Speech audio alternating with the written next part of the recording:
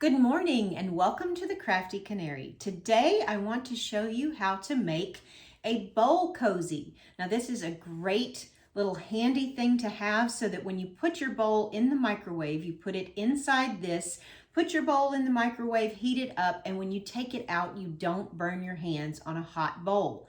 Now, because we're putting it in the microwave, we have to be really safe. So the things that we're going to make it out of are all 100% cotton. We can't put any polyester or any man-made fibers into the microwave oven, so we want to make sure it's all 100% cotton. So what we're going to use is today, and so I have a little bit of a handy tip for you. Instead of cutting out the 10-inch squares, we're going to actually buy some pre-made cuts. For quilters, you can buy these pre-made or pre-cut 10-inch squares that a lot of people will make quilts out of, but what I'm going to do is make my bowl cozies out of them. They're 100% cotton, so we're safe there. The batting that we're going to use is actually a product called Wrap and Zap, and it's made particularly for this type of thing, or for if you were to make a baked potato cooker, you can use this type of thing. So anything that you're making that's going to go in the microwave, this is 100% cotton and safe to use. And then even our thread, we want to make sure our thread is 100% cotton. And another great tip, what I do is I keep my 100% cotton thread and bobbins stored in a separate place than I keep my regular all-purpose thread, just so that I don't have to look, for the teeny tiny label that says 100% cotton to make sure I'm using the correct one. I keep the cotton stored in one place, and I keep the all-purpose that I might use for clothing or other crafts that don't have to be 100% cotton in another place. So let me show you how it's done. Since I have the pre-cut squares, and these are not all the same, this has different prints. It has 5 designs, 4 of each of the designs. So let's look at what we've got here. We have this pretty floral, and then we have a pink that will coordinate with that floral, and I think that's what I'm going to use. Since it has 5 designs, we're going to have one that really doesn't have a coordinating simple solid or simple pattern. So I can either use this one or I can use this one with this green print here. So that one or that one. So I think probably what I'll do is I can either make 2 out of 2 of these and just have them have the same print, or I can just buy a coordinating print. And all I would need is 10 inches because I can get all 4 squares out of the width of the fabric. So I would probably buy a 1/3 of a yard because that's going to be 12 inches and give me a little bit of leeway in case they cut the fabric crooked. So I'm going to set this one aside, buy some fabric later to coordinate with that one, and I'll make some out of these 2 coordinating prints and these 2 coordinating prints. But what we'll focus on today is just this one. So I'm going to take one of those and one of these, and we'll just make one today, and I'll make the others at another time where you don't have to watch me. So let me put these to the side. And now what we're going to do is cut our batting. So of course, since we have 10-inch squares of fabric, we need 10-inch squares of batting, right? Nope, that's not how I do it. A lot of instructions, that is how they're going to tell you to do it, but I like to do mine 9 inches. And you might wonder, why in the world would she do that? And I do that so that when I put it on, it's going to be, because it's 9 inches, it's going to be a half inch away from the edge of my fabric. And that way, when I sew it together, I'm not sewing up 2 layers of fabric and 2 layers of batting and have all of that bulk and possibility of breaking a needle. And then when I turn it, also those corners can get really thick if you have all that batting underneath. So I'm going to show you what I do to cut it 9 inches and then kind of make sure that the edge gets caught up in there. So what we'll do is on our self-healing cutting mat, and this is a self-healing cutting mat, which of course you never want to iron on. We've mentioned that in some of our other videos. You make sure not to iron on a self-healing cutting mat. We also need our rotary cutter, and I have a tool here that will help me. It has 1/2 inch lines here that will help me cut my 9-inch square. Now, if you do not have these tools, if you don't have a self-healing cutting mat or anything to make squares with, or a rotary cutter, you can use other tools. You can use your yardstick. Just try to make the squares as straight as you can. You can use something like I've shown you in other videos, my carpenter's square. Just something to help you cut a 9-inch square. So I'm going to use this, and I've got my edges lined up. I've got 2 layers here because we need 2 pieces, 1 for each piece of fabric. So I'll find my 9 inches there. Try to get that as even on the edge here as I can. So as you can see, I've got a 9-inch square that I can cut at least this one edge, and then I'll come back and cut the bottom edge. So because it's 2 thick layers of batting, I'm gonna have to do quite a few runs to get it to cut all the way through. And then even sometimes I have it where it doesn't get all the way cut through. So I'm gonna turn this now and get my 9-inch square straight this way. I probably would turn my fabric if I didn't have a camera on me, but so that you can see what I'm doing, I'm gonna do it this way. Get my 9-inch square. Again, go several times over it. Try to make sure it's cutting all the way through. And I'm gonna get my scissors ready just in case it didn't cut all the way through, because that happens quite a bit. See, right there, I've got to kind of just give it a little hand because I didn't cut all the way through with the cutter. And there we go. So now we have our 9-inch squares. Now I'm going to place one of my fabric squares on here, kind of in a place that will show me that I've got 10 inches. You know, the cutting mat actually has some darker lines that do outline 5-inch squares and 10-inch squares here. So I'm going to put it within one of those 10-inch squares. And then I'm going to put one of my 9-inch squares on top, kind of centered, so that we have that about approximate. I'm not getting the measure out and measuring to see if it's exact, but about 1/2 inch all the way around. Then I'm going to take a pin in each corner to make sure that it's nice and secure and not going to move around on us. That pin is kind of dull. Might need to throw that one away. And then making sure that it's still kind of in that 10-inch square, I'm going to mark a dot right in the middle of my 10 inches. And I'm going to do it on the batting just because that batting is white and I can see it a lot better. Then I'm going to do one an inch away from that, and another an inch away from that. Then to make, what we have to do is make a dart in this so that it will sit up straight like this. So what I'm going to do to make the dart is from the edge of the fabric, I'm going to go down 2 1/4 inches and make a dot straight down from my first dot. Just like that. And I'm going to do that on each side of my 10-inch square.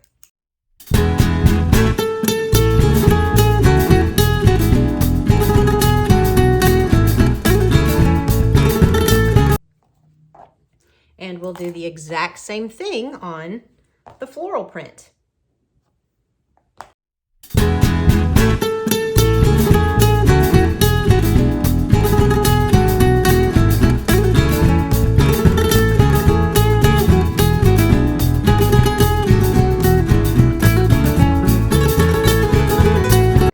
Okay, now that we have all of this marked, we're going to take it to the machine, and let me show you what we do there.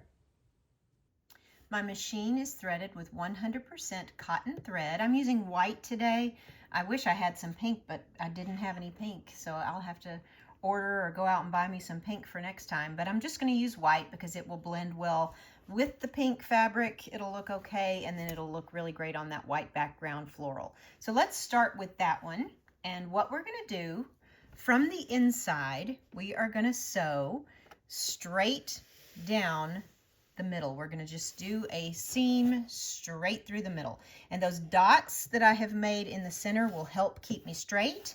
And if you prefer, you could actually draw a line down the center to help you keep straight. But I'm pretty used to doing this, so I can keep a pretty straight line. So I'm going to just start. I'm not going to back stitch because I don't want a lot of bulk in this, but I'm just going to kind of hold it a little so that it stitches on itself some, and then just do a stitch straight down the middle.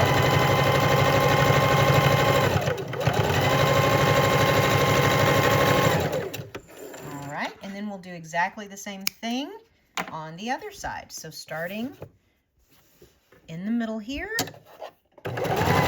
Straight down.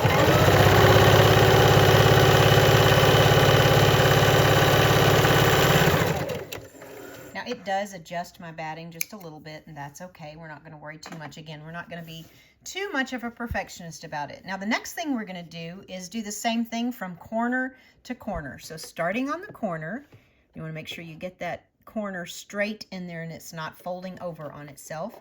Hold it, and here you kind of have to adjust a little to make sure that that batting gets sunk over. Since I've made my batting shorter than my fabric is, I have to just make sure that corner gets caught. And then we're going to aim for the center. See where our two other lines meet. And I'm going a little bit crooked, but again, not worried about perfection. I'm going to take my pin out so that I don't run over it. And go toward that corner. And we're going to do the same thing the other way from corner to corner.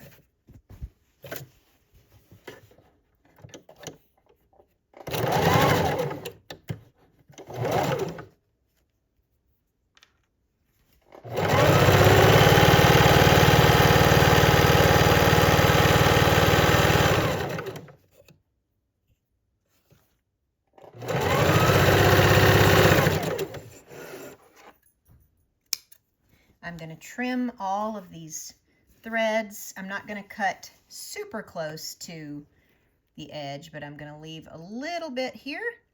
Trim all of those, and then I'm going to do the exact same thing on the pink piece.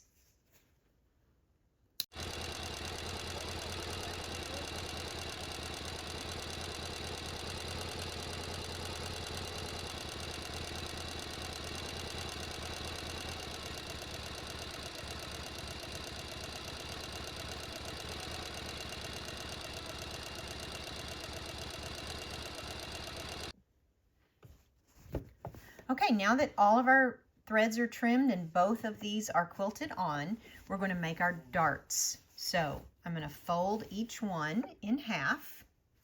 I'm going to back up just a little so you can see it a little better.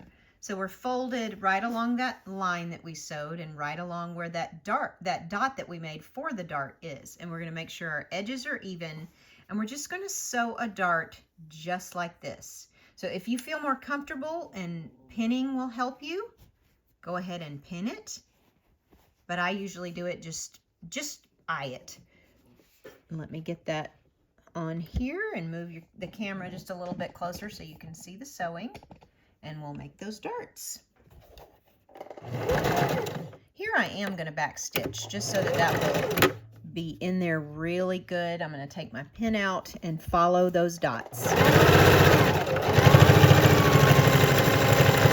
And back stitch at the end. Pull it out, and we're going to trim all of those threads off. I don't know what's gotten into the puppy, but she's wanting to tell us she's here, isn't she? So we have our dart. We're going to make sure that we didn't catch too much fabric or anything we didn't mean to. Oh, we did catch some threads in there. I must have missed some of my threads and not trimmed them all off. So we'll trim those real close, get those off, and then we have our dart. So we're going to do that on all 4 sides of both pieces.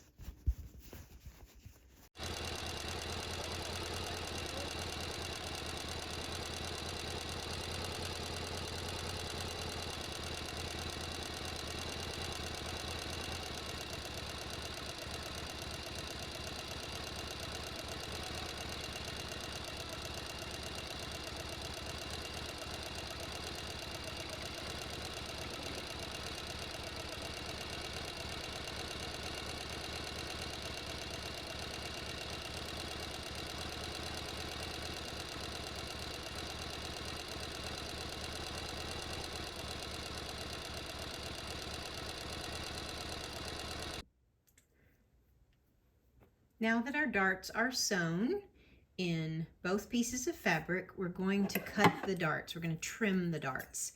So we will just trim it to about 1/4 inch, and we'll do just guesswork there. We don't have to measure it, but just trim it off so there's not so much bulk. And we'll do that on all 8 darts, so 4 on each piece of fabric.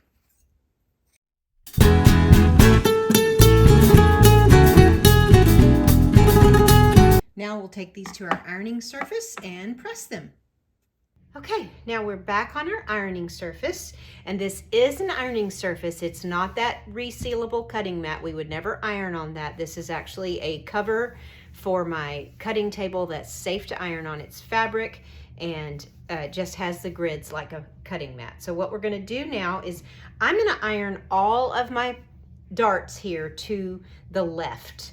I don't know if it reads left on the camera or not, but that is what it is in real life. So I'm gonna iron them all to the left, all 4 on each piece. That way when I put the 2 together, right side facing right side, sorry that keeps curving up and covering up what I'm doing, then they're going to be opposite each other. This is actually easier to do on an ironing board because you have that smaller pointy end to put this middle in, and it doesn't keep coming over on you, but it's only difficult because I'm trying to keep it where you can see it on the camera.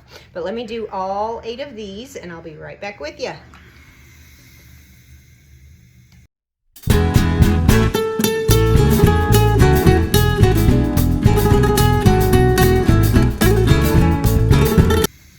Now we have all 8 darts pressed to the side. Press the same direction, remember, and we're going to put these 2 together, right sides together. And we're gonna match those darts. I may have just said pleats, I meant darts.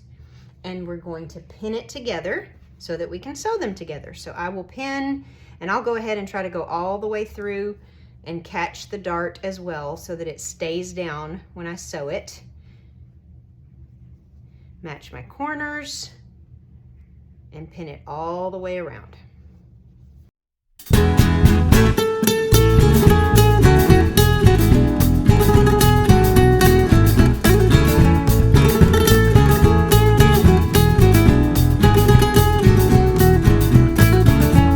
So we're pinned all the way around, so let's take it to the machine and sew it together. Before we go to the sewing machine, I want to show you a little closer up what I've done with these darts. So see how it's pressed to the left, and I've pinned it all the way through the dart to the other side. And if you'll notice, the other one also, when it's this way, is pressed to the left, and it's pinned all the way through. So they're sort of flip-flopped, and we're not having all of those layers together. We just have one dart and then the material for the cozy, and then the other dart and the material for the cozy. So you're not going through, what's that? 1, 2, 3, 4, 5, 6 layers of fabric, and possibly also layers of batting at the same time. So that is how I have placed those darts, just to help reduce some of the bulk.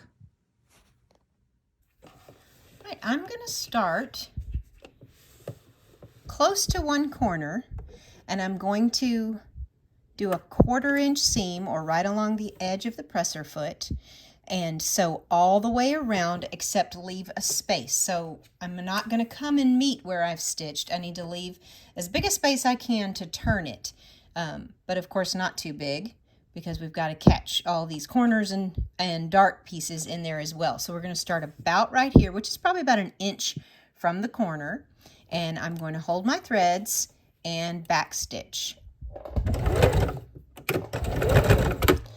Then when I get to a corner, take this pin out, I like to back stitch just to give that corner a little bit of stability and extra security, so we're not going to have holes in the corners.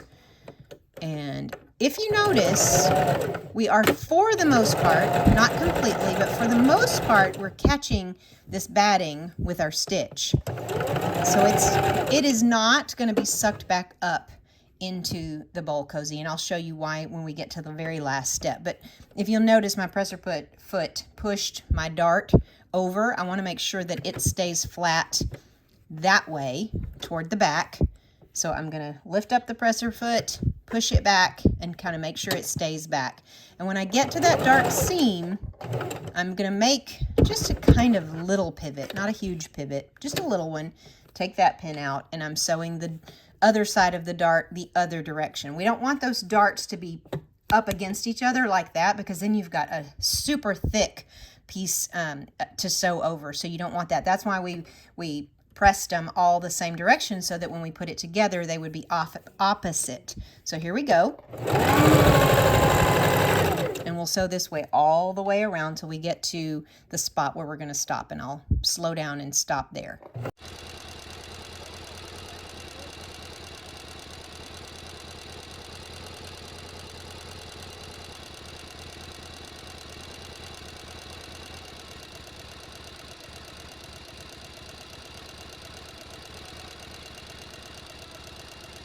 Okay, if you notice, here's where we started.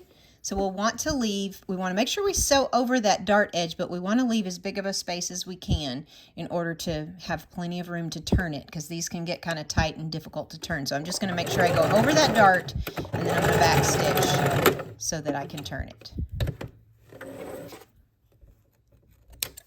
Now before we turn it, we're going to want to, of course, clip our threads. Sorry if I didn't have that in the camera.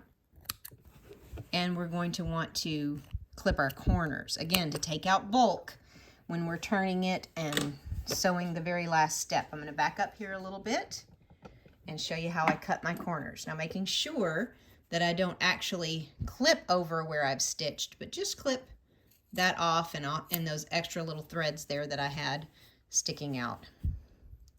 So I don't want to clip the actual place where the stitches meet, but I want to just clip off that corner and clip off those extra threads.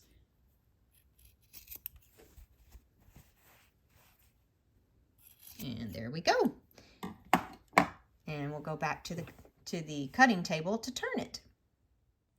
Okay, now we've sewn our bowl cozy together, and we have about a 1.5 to 2 inch opening here that we're going to have to turn it right side out with. So that's not a huge opening to get so much bulk through, so you really kind of have to work at it.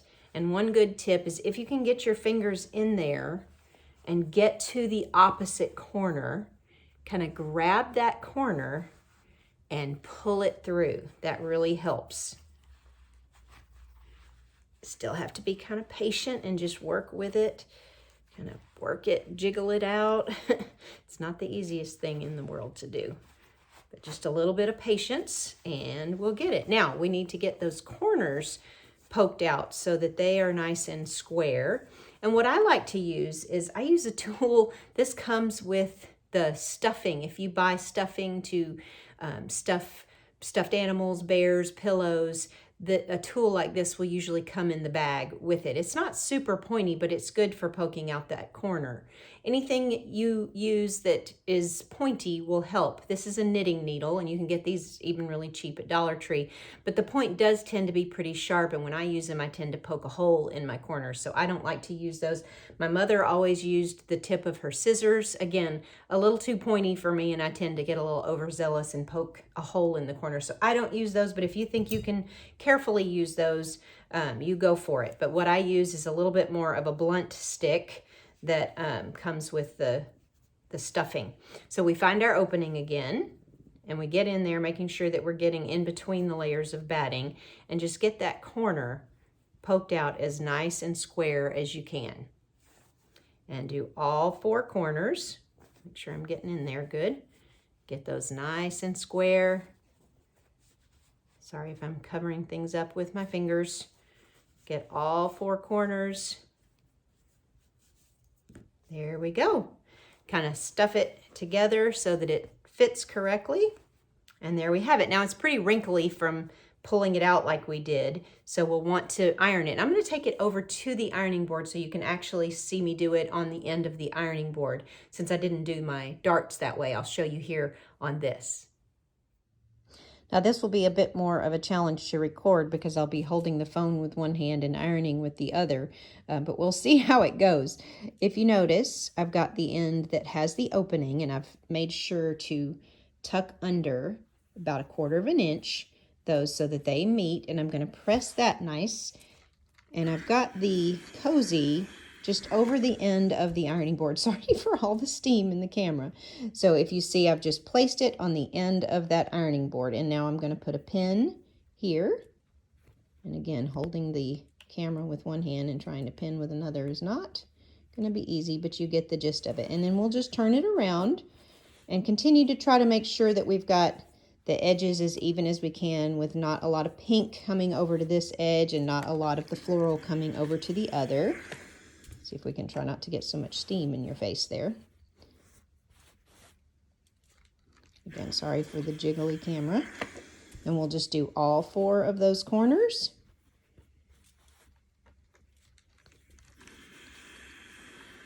And now we're going to take it to the machine and top stitch all the way around the edge, which will also close up that opening which we have pinned shut. And here we go. You can start really wherever you want to on this. I'm going to start around the corner from where I know my edges need to be sewn together. So I'm going to start about right here, and I'm just going to do a top stitch, which is really about 1/8 of an inch or less away from the edge. And I'm not going to back stitch the first time, but I will when I come back and meet the stitch at the end. So we're just going to stitch, keeping about 1/8 of an inch away, come to the corner, use my hand wheel to kind of get me there, turn the corner. Now, the corners still have a little bit of batting and a lot of fabric in them, so they may be a little harder to get over, but let's see how we can do. See, it's kind of sticking, but we pull it with our fingers, and that helps. I'm going to take the pin out, kind of get that little piece of pink that's sticking up down a little bit with my pin. Now we have sewn that opening closed. And again, when we get to the darts, they're a little thicker, and when I get to the seam, I want to just slightly pivot, kind of straighten things out, because that's sort of wanting to tuck. Pull and sew. Into the corner. Use the hand wheel for the last 1 or 2.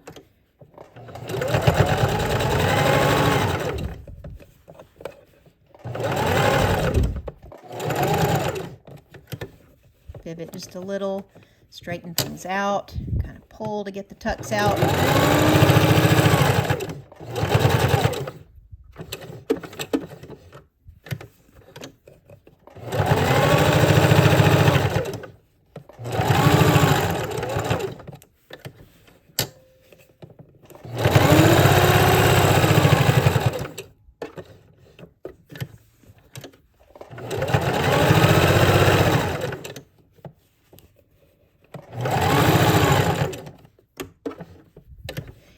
And now we're coming back to where we started. So we're going to get the thread ends out of the way. And I noticed a lot that cotton thread tends to curl a little bit more than polyester thread. So you really have to kind of straighten it because it wants to curl back up. But again, kind of pull, press, finger press those tucks out, meet your thread. And once you get there, we're going to back stitch a couple. And there we go. Clip those ends. And let's go back and see how it looks. So here's our finished bowl cozy. We have a bowl in it, and you can use it either way. It's reversible, so you can have the flowery side on the outside, or you can have the cute pink side on the outside. And you can put it in your microwave it for a long time. I mean, what's safely long. Pull it out and you don't burn your hands. I even have a friend who said it's great in the summer for ice cream because you don't get your hands cold with the bowl. So I hope this helps. If you've used, like what I have, a pack of 20 that has 5 different prints with 4 of each print, you can get 4 that look like this, so you have a nice set to have for your family if you have 4 in your family, or to give as a gift. And I even have some of these on my website, and in the future I might even actually have the ones from this pack on the website. So if you're in the market for some but you don't have time or don't want to make any, check out thecraftycanary.com and you can find some to buy. So I hope this tip has helped. Thank you so much for watching. Please subscribe, like this video, and come back next week for another great tip on Tuesday. Thanks, we'll see you next time.